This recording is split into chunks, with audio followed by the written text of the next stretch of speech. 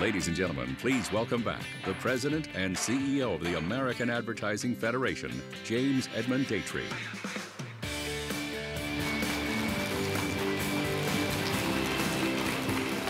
Thank you. 3 weeks ago, the U.S. Census Bureau reported that America has reached an historic tipping point. I'm sure many of you saw that on the front page of your local newspapers. For the first time ever, Hispanic, Black, Asian, and mixed-race births combined are outnumbering Caucasian births. The fact that the majority of our youngest generation is composed of minorities will have major implications on our political, social, and economic lives.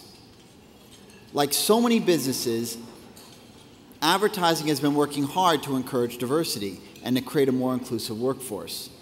Today, we're very fortunate to have a panel that brings a wide array of background and experience. They'll discuss what it's going to take to transform advertising and to make our ranks more reflective of and responsive to America's fast-changing society. Please join me in welcoming our moderator, AAF board member and president and CEO of Draftfcb, Laurence Boschetto.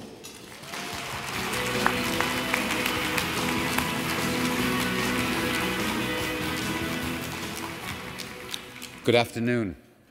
It's really a thrill to be here. So I first of all want to start off by telling you, my mom always used to say, if you want guests, you have to feed them. And then she would say, but if you want a captive audience, you need to bolt the doors. So could you kindly just bolt the doors for the next 45 minutes? Actually, myself and the panelists are here today to discuss something that's very near and dear to each one of our hearts. And it's really diversity and inclusion under the mantle of cross-culturalism.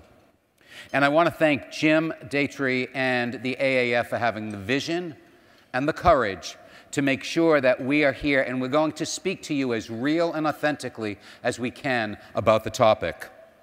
And if we do our job correctly today, hopefully a few things will be the outcome. The first is we'll challenge your current belief system.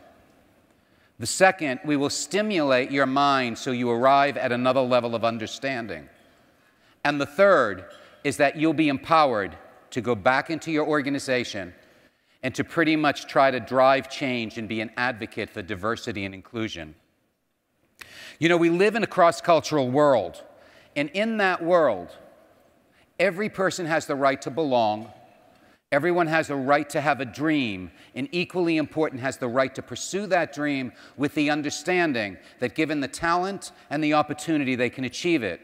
So when any kid walks through an advertising agency or a client's business, they should be able to look up and down the hallway and up and down the hierarchical ladder and make sure that they see someone that is very much like them, that says they can, they should, and they should never abandon their dreams. So in the inclusion arena, you either believe in diversity and inclusion or you don't. There is no middle ground on this subject, and there's nothing to negotiate.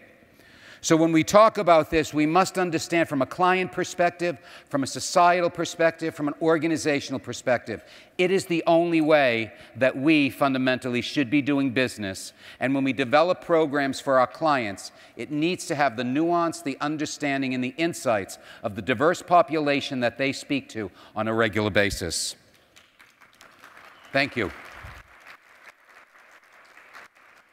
Last September, I had the very distinct honor at AdColor to meet 3 key panelists. And quite honestly, while each one of us was very different and our stories were very unique, there was a central purpose for being, and there was a common denominator that united us. And that was to be a catalyst for change within our industry. And we've been trying very hard to keep this momentum alive. So I want you to join us today as I introduce my 3 panelists. The first one is Pawan Mehra. Pawan is the founder and principal of the San Francisco-based Ameredia. It's one of the fastest-growing multicultural agencies in the country today. Pawan actually grew up in India, and his organization employs people from at least 15 different ethnic backgrounds, and they speak over 25 languages. Diversity is inherent in Ameredia's business model, which is a big reason why last year Pawan was named Change Agent of AdColor Awards. Please join me in welcoming Pawan to the panel.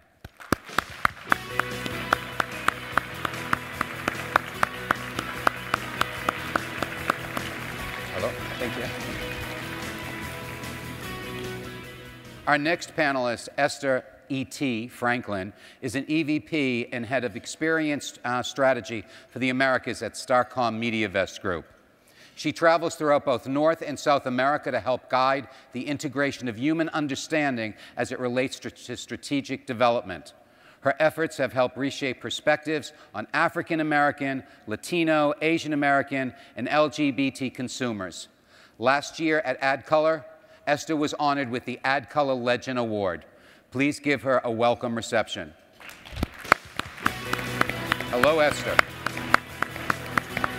Hello. All right.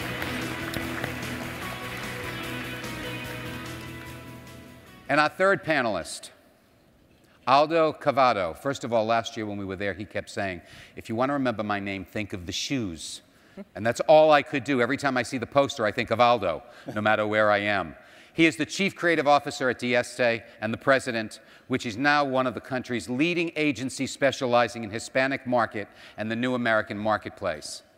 He was born in Mexico, and his impressive career began at Ogilvy and Mather in Mexico City back in 1990. He joined Dieste in 1996, and his work has since been honored at national and international award shows from the New York Festival to Cannes. Last year, Aldo joined ET in being named an industry legend at the AdColor Awards. Please welcome President and Chief Creative Officer of Dieste-Dallas, Aldo Kobato. Hello, Aldo.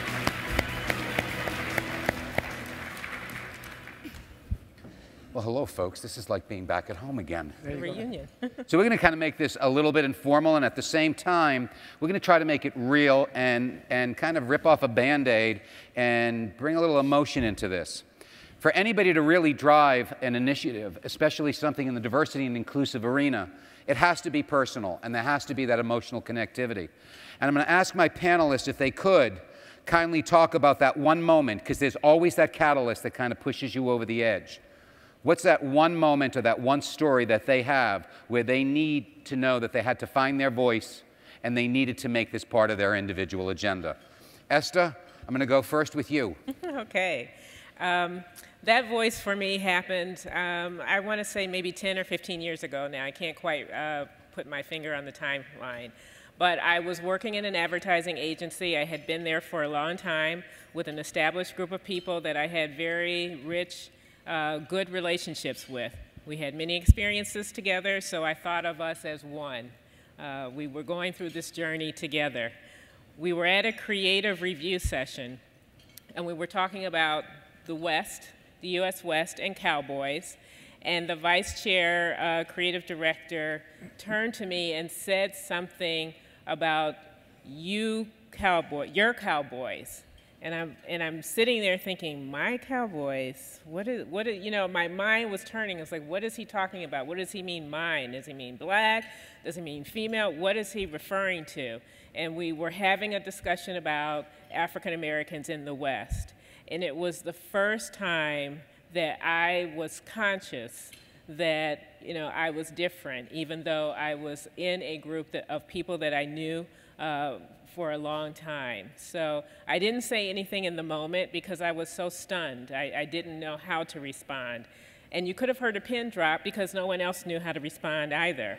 But after that, I went to that person's office and we had a conversation about it. And as soon as he saw me, he was like, I am so sorry. I don't know why I said that. I don't know what I was thinking of. I didn't mean it. And so that is what brought to my consciousness the need for me to be prepared to have a voice, to speak up, and to acknowledge what was going on. Thank you for sharing that with us. Pawan? I think I started the traditional way. 9 years back, my wife and I, we both had similar backgrounds, and we looked at what was happening in the industry, and we realized, though there was talk about diversity, talk about multiculturalism, but it wasn't happening at the same level as we envisioned it should have been happening, or it should be happening. So we pulled in our talents, actually, and really through a lot of hard work, perseverance, focus, determination, everything, we pulled in. We started the agency about 9 years back, and so since then, it's, we've been able to, both internally and externally. So internally, I think right now, today, we have one of the most diverse talents of all the agencies, definitely. And as far as our focus also, so we are not just focused on like one segment, so we try to cover different cultural and diverse groups out there. So, it came to us, we realized we connected more. We had to do something that was not being done, at that time. And so it's been interesting since then. Yeah. Great, thank you. Aldo? Well, Laurence, I'm actually coming from a different place, literally from Mexico. And I think my moment was, you're in Mexico, you're working, and there's no like multiculturalism. There's a classism in Mexico, which is, I think, even not worse, but at the same level of bad. But when I came to the US, you start thinking, oh, I speak English, I know marketing, I'm going to be okay. And all of a sudden, when you start at a meeting internally, not even with clients, and people start going like, because they don't understand the accent. So I have, to realize that obviously I have an accent, and a lot of people do. And my moment of realization is trying to make people feel comfortable. Yes. Within, not anybody going like, trying to understand, which is, you need to try it sometime. It's not pleasant. Terrific. But it made me feel that we need to do something about, not only the accents, obviously, but in general, try to make people feel comfortable and, with the possibilities of making it, Yes. in corporate America. Terrific. So do you believe there needs to be an emotional connectivity to D&I to be actively participating as a crusader to kind of break down those walls and shatter the ceilings? Pawan? I think it has to come from the heart. I mean, that's my personal take on it. I think you have to feel connected to the cause. We see a lot of talk about diversity and inclusion, and those organizations and those executives and those companies and agencies, that are able to make in a real impacting change, I think are the people who actually feel connected to the cause. So for me, I think it's been a personal issue where I do feel connected to the cause. So it is an emotional connection, I believe, is necessary. Okay. E.T.? I have a different opinion. For me, it's a personal cause. I have an emotional connection to it, but I don't think that's a requirement. As a matter of fact, I think if it's limited to a personal or emotional connection, that it limits the potential to get this thing right. In my opinion, it needs to be connected to the business case. What is the business case for diversity? What is the business case for minorities and inclusion? And how can we make that a tangible, deliverable, and a tangible part of the accountability when we think about cross-culturalism and multicultural marketing? So to that point, I was having a conversation with one of my clients who is actually a huge advocate for diversity and inclusion herself. And we were talking, and I was sitting down at lunch, and I said, you know what? I'm getting a little frustrated because I feel that people need to get that emotional connectivity so that they can actively crusade it. And she looked at me and she said, you know what, Laurence? I don't buy that anymore. Mm-hmm. She said, I really believe people need to get with the program and, like you said, be part of the business case, but there needs to be real specific business case metrics and everything around it to really drive it. Do you want to add anything to that? Do you believe? Do you disagree with that position? No, I don't. I think it's about the objective and the gain that you will achieve if you take this into consideration. I wanted to go back to the first question though, because I know that as a moderator of the panel, you hate when we ask questions to you instead of only going one way. So you're going to put me on the spot? No, but I wanted to ask you, and I think we had a little bit of that discussion at the previous panel. Yes. What actually was your moment to push you to be caring about this? Great question.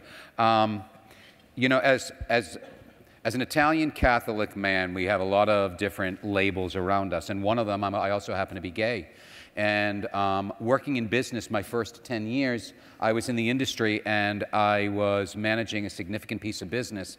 And the management at that time was getting ready to move on.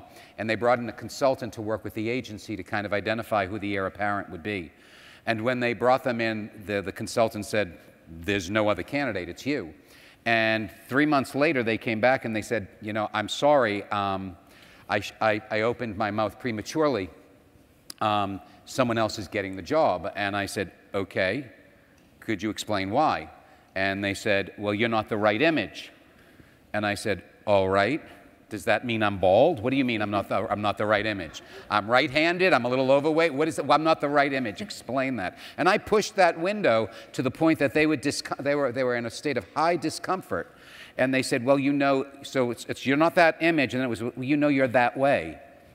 "No, I don't know I'm that way. What does that way mean?" So that, for me, was a critical point where I said to myself, you know, I need to be more prepared than anyone else. I need to show up differently. I got to give a little bit more. But the one thing in my own life that I was true to is that there was no way that there were going to be any roadblocks that would stand in my way. And I would tear them down. And there's nothing in my career that was ever given to me. Every single thing I got, including my position today, I asked for. Okay, so again, it's how you look at the situation and how you allow that to either, you know, arm you and equip you to overcome what may be other people's perceptual disabilities, or PS, you know, a runaway. It's one or the other. So thank you for putting me on the spot, Aldo. So you know what I want to do right now? Thank you. Way to go. So what I want to do right now is I want to have a moment to just pause, because we worked for the U.S. Census about 2008, 9, and 10. And during that whole time, we got really great insights into cross-culturalism. So I want to show you something that's going to stimulate you, hopefully, as you see this, and equally important, will then generate the next part of the conversation. So could you kindly roll the tape, please? Lovable, cute, cuddly. He's alone, he sucks. Can't break the top 15 Billboard songs to save his life. But almost every time he partners with an African-American artist, his songs go through the roof. Why is that?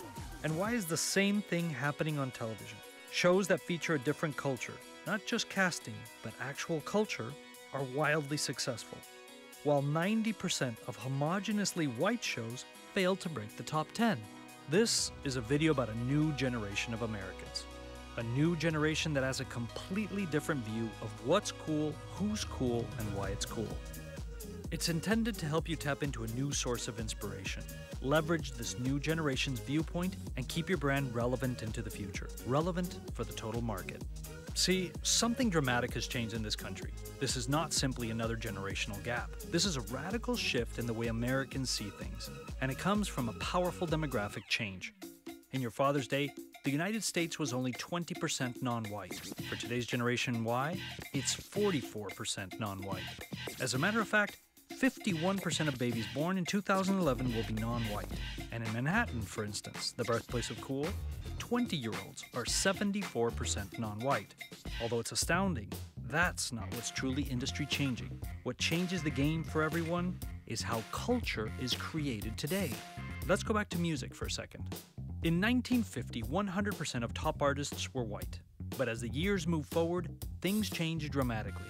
The colored bars highlight multicultural artists, and in the last 3 years, 80% of all music produced and listened to in the United States was by Black and Hispanic artists. But it's not just music that is influenced by these groups, it's even our very own language. Take a look at the dictionary and what new words have been added to it recently. In the last 10 years, as the internet, the green movement, politics, and medicine created new phrases and words, one source of language change towers above the rest. Cross-culturally inspired words like telenovela and boo account for a full third of all the words added to the dictionary, more than any other single source. And here's where it gets interesting to you. This trend hasn't gone unnoticed. TV producers have been quick to catch on to changing tastes of Americans and are reaping the benefits with large audiences.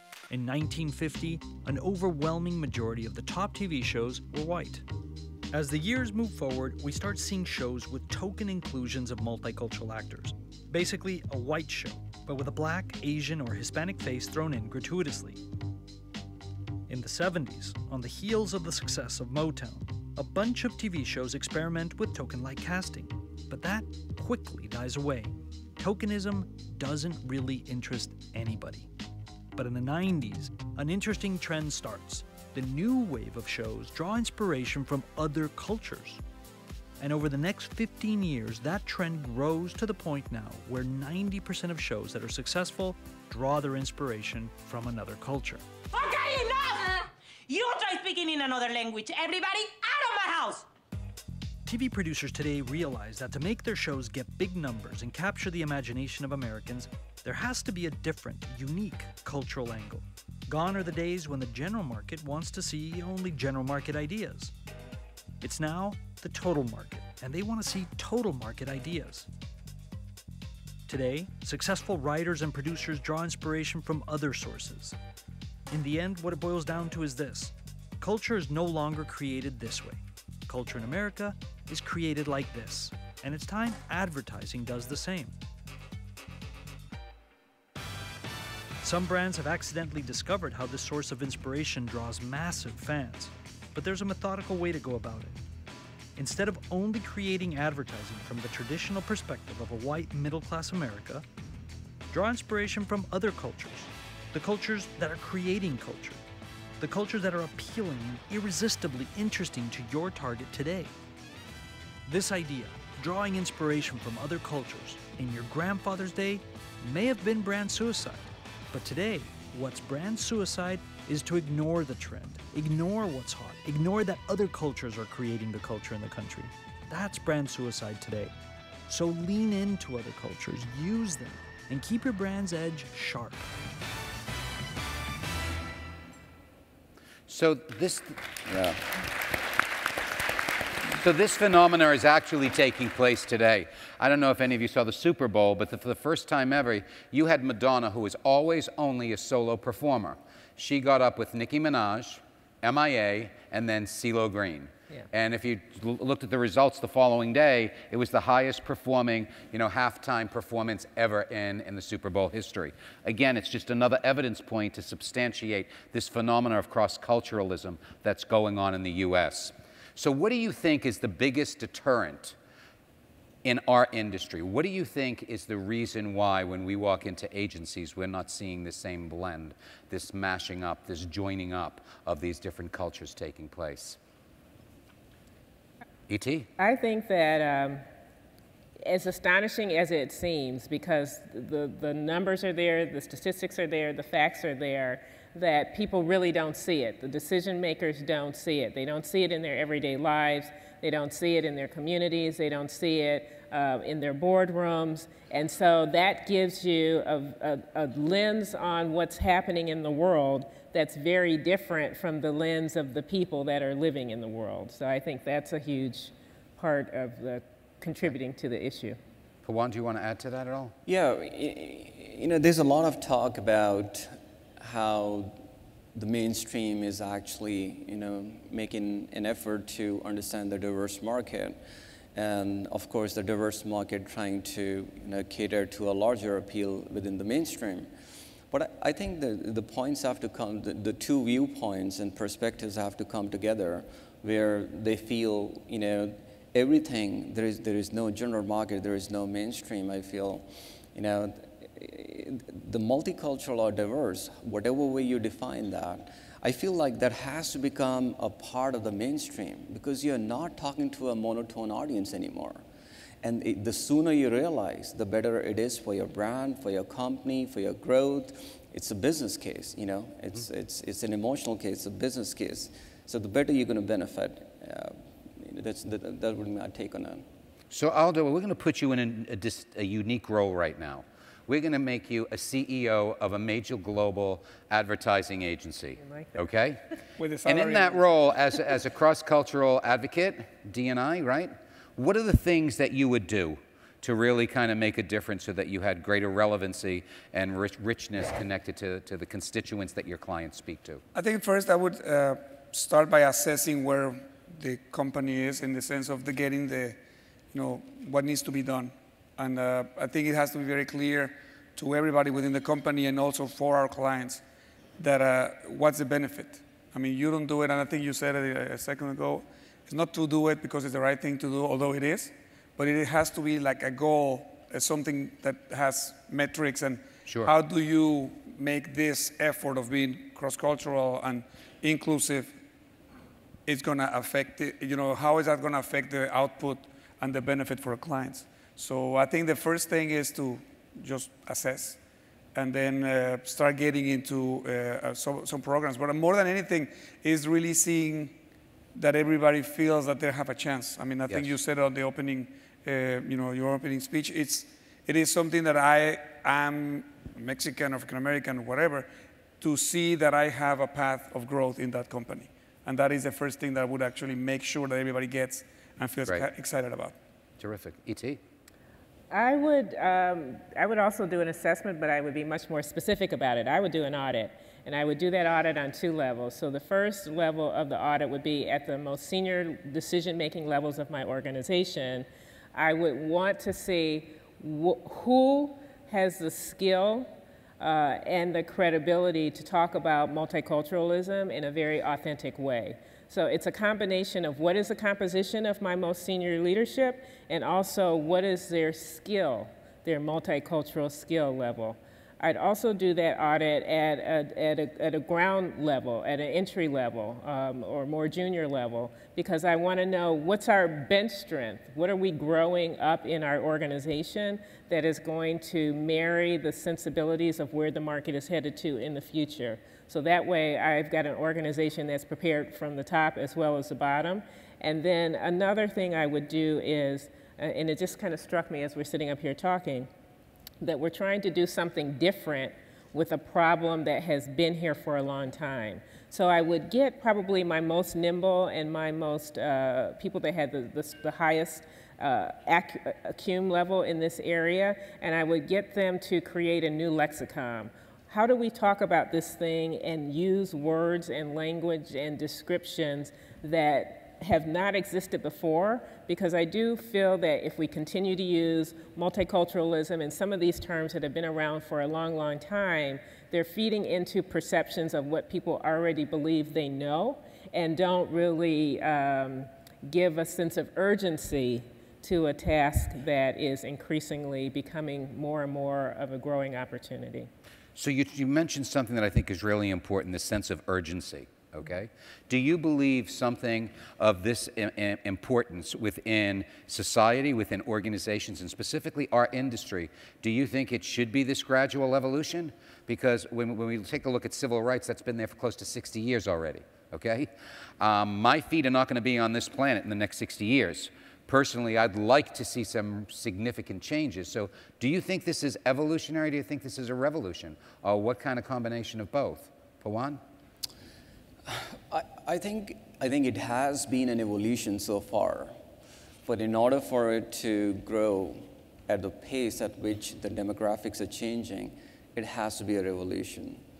Unless there are, to some capacity, unless it's being driven by the leadership, and then has a buy-in from the next level of management, and whether on the agency side or the client side, I think it has to be that something that drives from the top, has the buy-in from the middle management, and actually together it creates an environment, I believe, that fosters diversity, within the organization.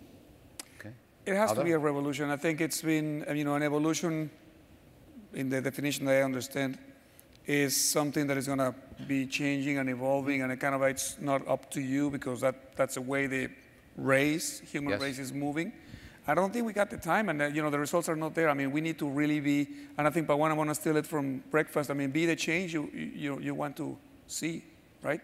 So it is up to us, the 4 of us here, and everybody here, to really make that change happen as of now. It's very. But first, I'm talking in hypotheticals because I'm not a CEO, nor have the salary or anything, but you do. Okay. What are you You doing? keep coming back at me. What are you doing for you do have that, so what are you? You know, it's interesting because it runs pretty parallel with a combination both you and E.T. mentioned. You know, the first thing was you kind of do an audit of what you have, but equally important, it's not just about what you have in your portfolio, but it's really the psychology of the engagement, and it's the attitudinal approach that they bring to the environment. And so the first thing was an audit up and down the food chain to really see who's sitting where within the organization and to what degree of influence and impact that they have, not only internally within our own culture, but externally within the client sector, right? Because as you start to change the way your profile and the way you look, you also have to be able to manage the expectation level of what a client, initially perceptually bought through your organization. So the next question that I would ask is, let's flip it for a second. We're talking about agencies. What about the clients? What kind of requests, if you were now a CMO of a major advertiser, what requests, what criteria would you look at, cross-culturalism in terms of hiring an agency? And what requirements would you be putting on your agencies to make sure they reflect the constituents that they advertise to? One of the things I would do is, and it kind of depends on the category, but let's make the assumption that we're dealing with an advertiser that has brands that are targeted either to young children or to moms. So the first thing I would do, because just like the agencies, advertisers are strapped for resources, financially, talent, all of that. The first thing I would do is look at the demographics. So if I'm a diaper manufacturer, for example, and I saw those headlines that were in the newspapers 2 weeks ago, multicultural births have surpassed white births in the United States. I'm looking for ways to grow. I'm looking for ways to make, my board happy. So I want to know which of my agencies are best prepared to deliver against the opportunities that present themselves in the marketplace. And as I look at that, that's going to be a short list of people, a short list of agencies, and it's going to, it's going to help me focus on where I need to go. And there's two interesting things about that. Not only is the fact that you've got births that are multicultural births that are surpassing white births, but you also have moms. Moms look at the world through their children's eyes. So your question about evolution and revolution, I would love to say that there's going to be a revolution within the industry, but we've been through lawsuits, we've been through all kinds of things, and that revolution hasn't happened yet. But I do feel that as people start having children and their children are in kindergarten interacting with multicultural populations and having these play dates, the revolution is going to be spurred by consumers. Mm-hmm. And that's going to push us as agencies, and it's going to push us as clients, because quite frankly, there are very few agencies and very few clients that have this as a priority on their agenda.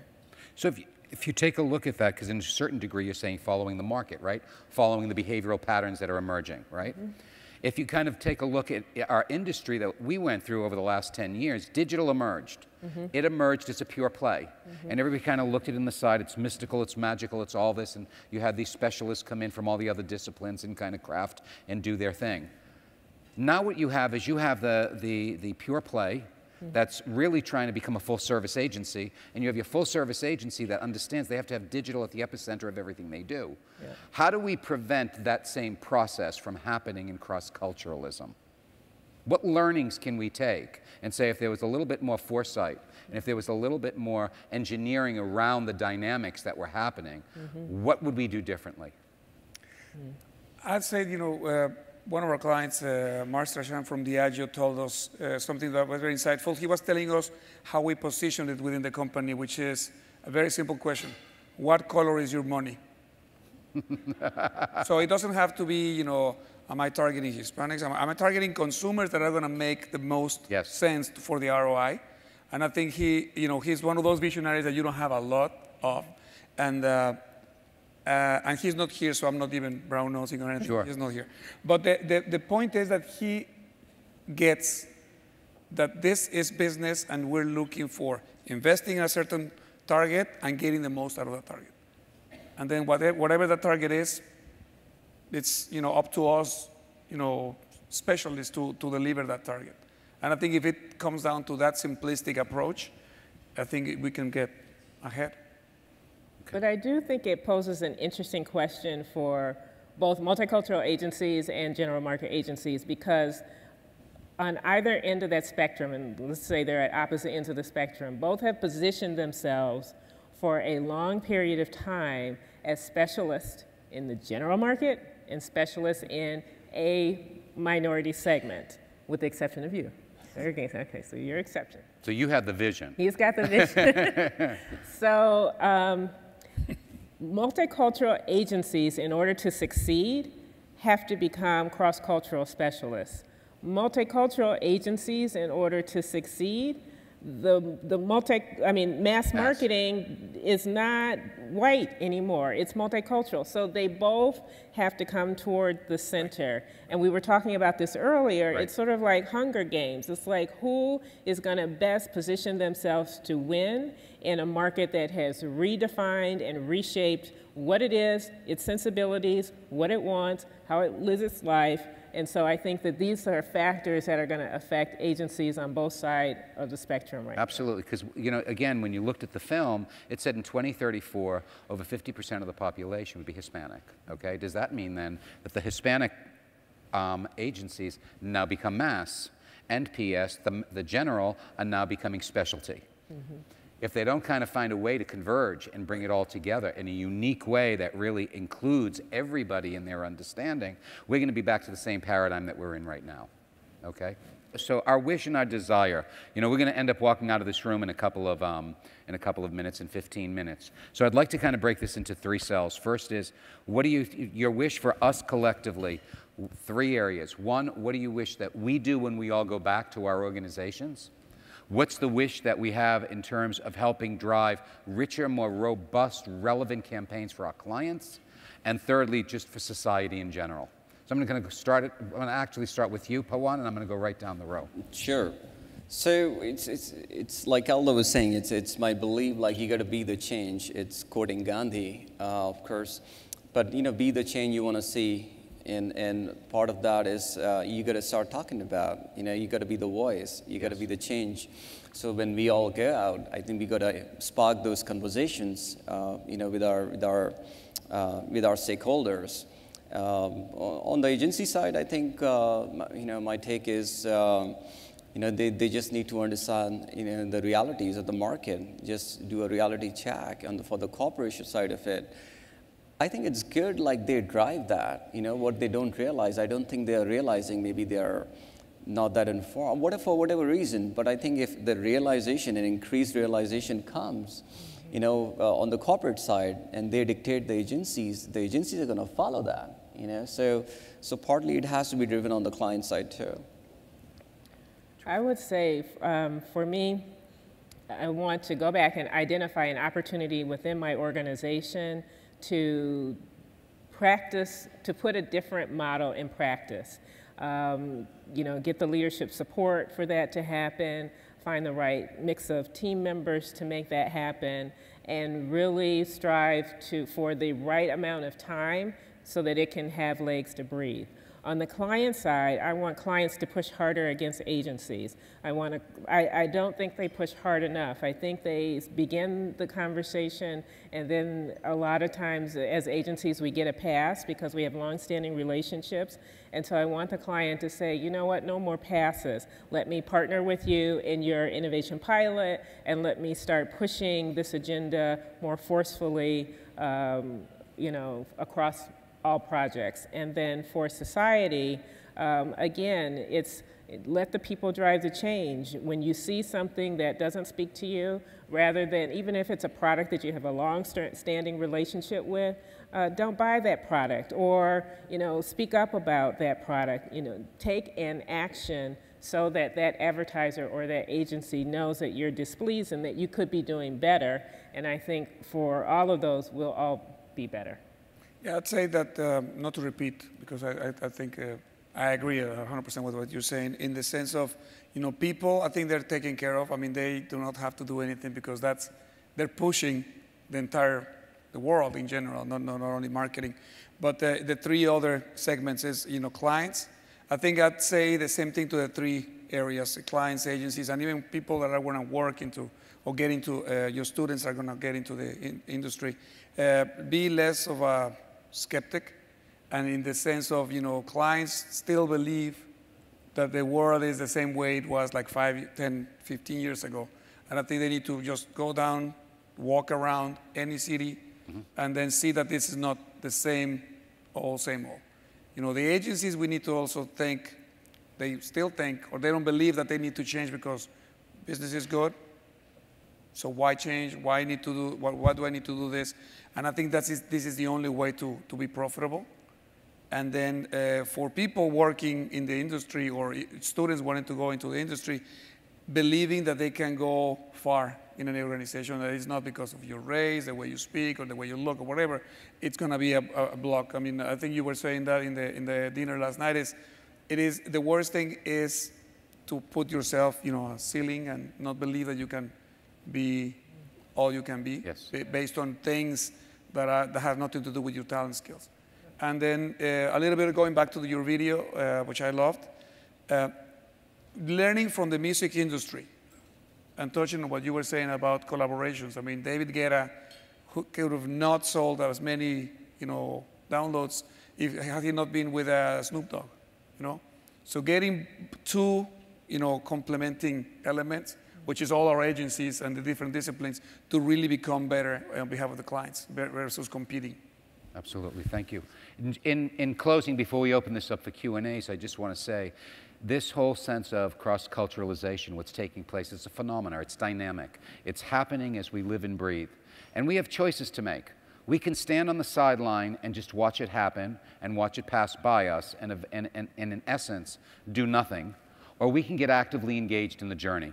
And in that journey, we need to understand that everything that we do does matter. It's about finding the right people with the same sensibility to bring new thinking and new ideation to the table and have people feel very comfortable with diverse points of view, challenging you to take off your blinders and look at things through a different lens, to ideate in a different way that really not only just touches the hearts with the diverse consumers, but helps drives clients' business.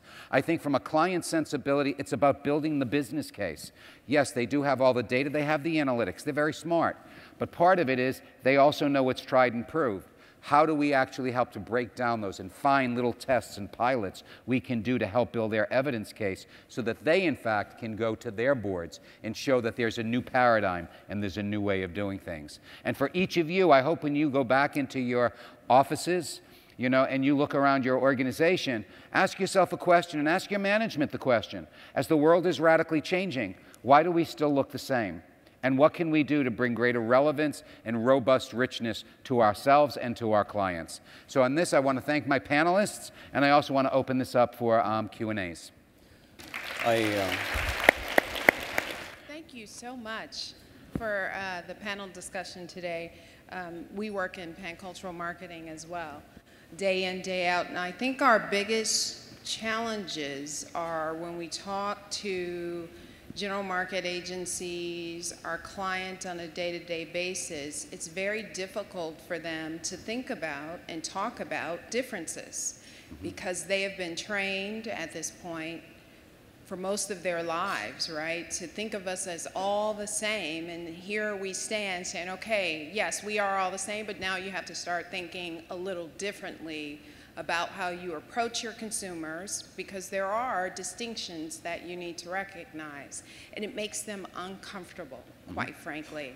So I think many of the people that we deal with, yes, they understand the business opportunities, but getting them to address or get over the discomfort of not talking about everyone the same, all of a sudden I have to talk about distinctions, has been our biggest challenge. Can you guys address that? Have you had to deal with that as well? The way I see it, I think it's no one ever said it's going to be easy. It's going to be a challenge trying to convince the general agency partners or the clients that have largely been ingrained with a certain habit and mindset. I think it's going to be a challenge to do that, but as long as you're perseverant about that, as long as you're have that consistent outlook on it, and they will understand, they will pick it up, and they would move with that. But that has been developed over years of conditioning. You know, it will change. It's just a question of time. We happen to be in the same position, you know, being a multicultural agency. It's a difficult sell, and many times, while it's a challenge for you, the client is looking for an easy solution. You know, on the corporate side, they want easy solutions. Now, an easy solution for them is coming in the form of like, okay, you know what? I don't want to manage 3 agencies. Just bring me one agency that does everything for me. Figure out a way. You want to call it cross-cultural. You want to call it intercultural, multicultural, whatever name you want to give it. Do me something. So they're looking for easy solutions. You know, so it's challenging, but I think the future belongs to you know, the unity and the diversity and then multiculturalism. It's all going to flow together. And I think if you really kind of look at the space and time that we're living in right now, we're pioneering into brand new space and new territory, right? Yet we've all been educated and trained to develop best practices. Well, what is best practices? It is the learnings that we've had for so many years when things didn't change radically. So we looked at mass, and even if you look prescriptively on how we put programs together for clients, you had X number of months, weeks of branding, followed by your advertising, followed by your direct, followed by your CRM. People don't live in that sequential world anymore. Okay? We still have all the content, we have all of the things that we need, but they live a little bit more spontaneously. The customer is no longer passive, they're highly more active and aggressively so, and we're getting to as close to a micro-targeting approach as possible. So while we like to group things together in nice, tiny groupings and put a bow on them and say, this is my audience, that's not how they're responding to us anymore. They're coming to us more from an individual point of view, one-on-one, and that's why clients are paying so much attention and putting so much time into social media. And they're trying to validate and question, at what point do I have an issue? You know, is it 10 people? Is it 10,000 people? Is it 100,000 people? What should I be doing and how do I manage that? So what am I really saying is a few things. I think people are a little reluctant to break out of the best practice because there isn't a next best practice to go to. So they have to become comfortable in this ambiguous moment and understand that we're living in a beta world right now, okay? We're all testing and learning and refining what the new marketing philosophy needs to be. Branding isn't just branding, direct isn't just direct, experiential isn't just experiential. They're all integrated. And they're all critically interdependent. So until you have that new emergence of how we should be doing things with the evidence points to substantiate it, there's always going to be that degree of discomfort because you're moving them out of their comfort zone and you're moving beyond what they believed were their best learnings. Anyone? Just the only thing to add is effectiveness versus convenience for the clients. I mean, sometimes you said it. It's, oh, give me one person to talk about all those markets and, you know, I'll be okay. Versus how do I really reach, yes, you know, and get results. So, you know, when we find how to answer that question, then it's going to be better. Okay. Yes?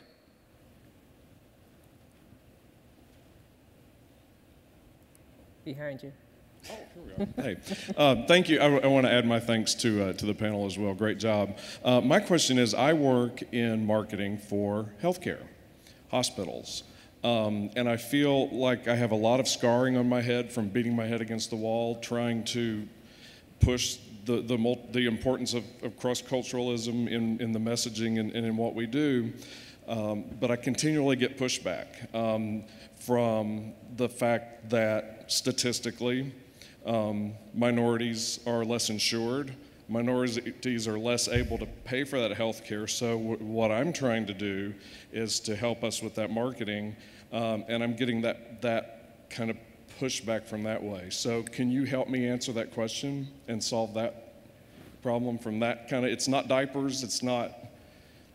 Well, your space, I don't know your industry, but I can say that your space is a very interesting one, because when you talk about hospital situations and you talk about people of different cultures coming into those environments, people have very different beliefs, they have very different customs, they have very different expectations about care, about relationship and all of that. So I do know that hospitals are suffering, just like many other institutions, with a lack or diminishing resources.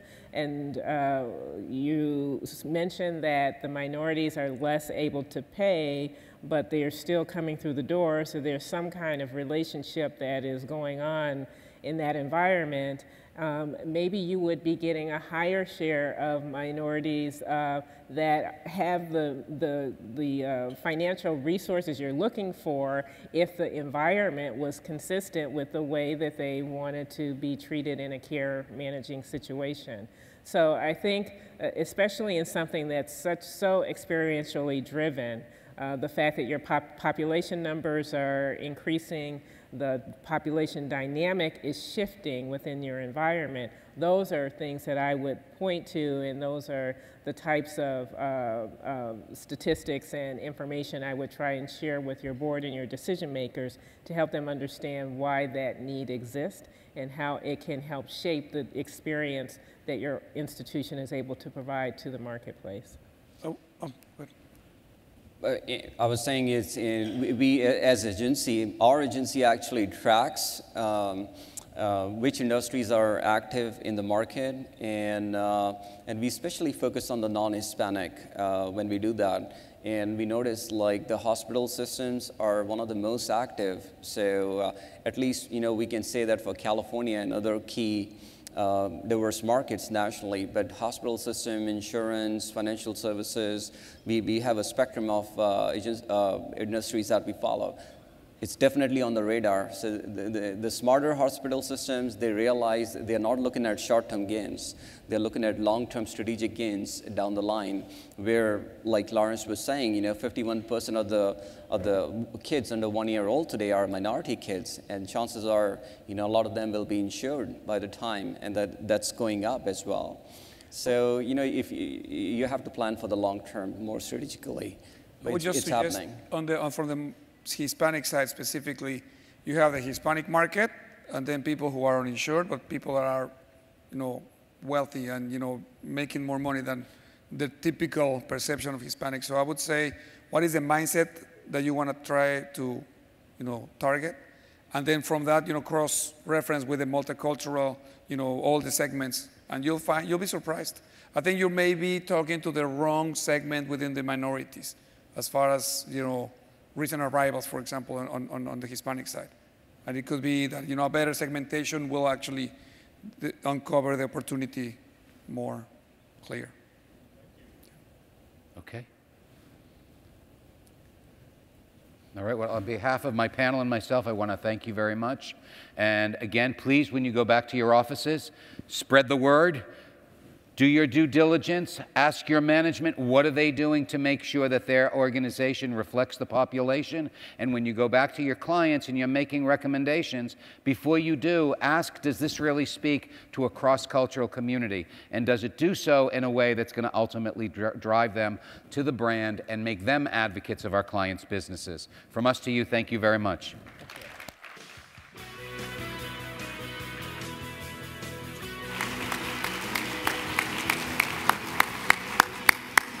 Thank you, thank you. That was a fabulous panel. Thank you so much. And now, please join me in welcoming the Governor of District 12, Joe Kelly, and the President of AAF Metro Phoenix, Mark Munoz.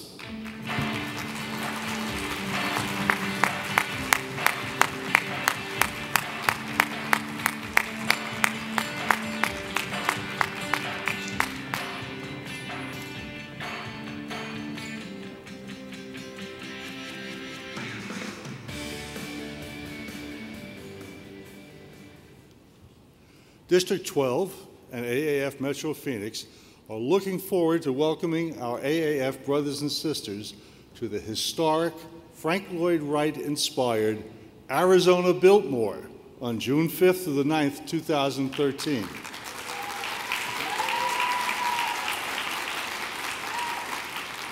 And we promise you a hot time in Phoenix. Now, let me assure you, temperatures will be in the 70s in the evening when you're out on those lovely lawns, and in the 70s during the day too, because you'll be inside the air-conditioned Biltmore. We look forward to seeing all of you there. Thank you.